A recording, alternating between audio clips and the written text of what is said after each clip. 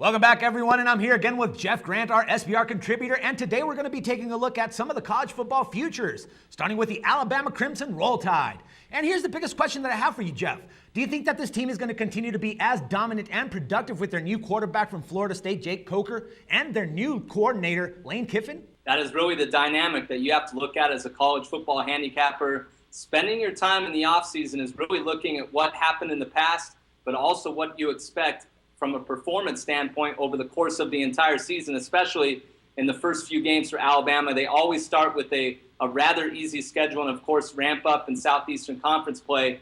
And when you look at Coker, I look at comments that Jimbo Fisher made, his former head coach at Florida State, of course, moved in Jameis Winston, who won the Heisman Trophy in Tallahassee in front of Coker, which caused him to transfer to Tallahassee or transfer to Tuscaloosa.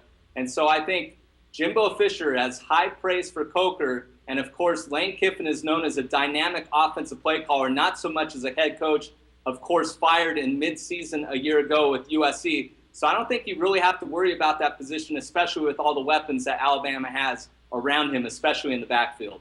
Right. All right, now let's move on. How about the Seminoles? Right now, bookies have them at plus 339 odds. Do you think that they will be able to pull back-to-back championships? That's the question that everybody's going to ask, and everybody's going to come. You're either part of the crowd of saying that nobody really wins back-to-back championships, or you're going to be the crowd like myself and placing them as one of the four teams to reach the college football playoff, and the fact that they led the nation last year, Dax, in scoring offense and scoring defense. So there's a lot of wiggle room. They don't have to be as dominant as they were last year to reach the title game, especially with 4 slots in the playoffs. So I think they can definitely do it, and they have the advantage of both hosting Clemson and Florida at Doak Campbell Stadium. So I think the Seminoles get through and earn one of those 4 spots. All right.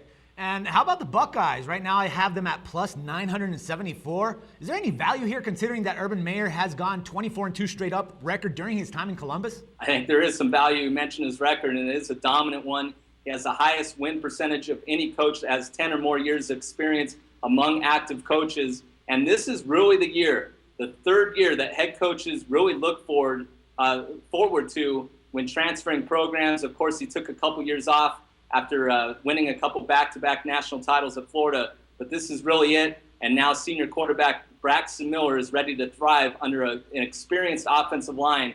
And also on the defensive end, Dax, I think Ohio State has the most dominant group of defensive linemen in the country, and that it's very important when facing numerous offenses throughout the year. And now moving on, Jeff, it's a little bit of a long shot here, but taking into account the talent that Jim Mora has brought to Westwood, do you think that there's any value on the Bruins at plus 1,800? I think the Bruins would be lower than that, Dax, if they didn't play in what I consider the best conference in all of college football, the Pac-12. SEC gets all the notoriety, especially with their deal with ESPN, but the Pac-12 returns 10 of their 12 starting signal callers from a year ago, a group that is very talented, and one of the better ones is Bruins junior quarterback Brett Hundley, a dual threat, and he would have had a better season last year if he had an experienced offensive line. They played a lot of true freshmen in that group, but now that group is more experienced, and the talent, as you mentioned, has come to Westwood given the fact that USC has been dealing with NCAA sanctions. So I think the Bruins have all the pieces to make a run at the national title this year. All right, so out of these 4 teams, which is the one that you actually think is going to take the championship here? I think the Bruins are going to do it. I think the Pac-12 conference is the best conference in America. And when you're looking at doing the futures for all our viewers, you definitely want to pick 4 different teams from 4 different conferences, in my opinion. I don't think the committee is going to want to place 2 SEC teams in the round of 4 in the first year out. So I definitely look for some variety. As you look at my selections, I picked one from the Big Ten, ACC, Pac-12, and SEC. And I think the Bruins are really going to thrive given the fact that they're going to play the toughest schedule out of all those teams. And even with 1 loss, I think they should be the favorite to win the national title. All righty. Thanks again, Jeff. And for SportsbookReview.com, this is Dax Floyd.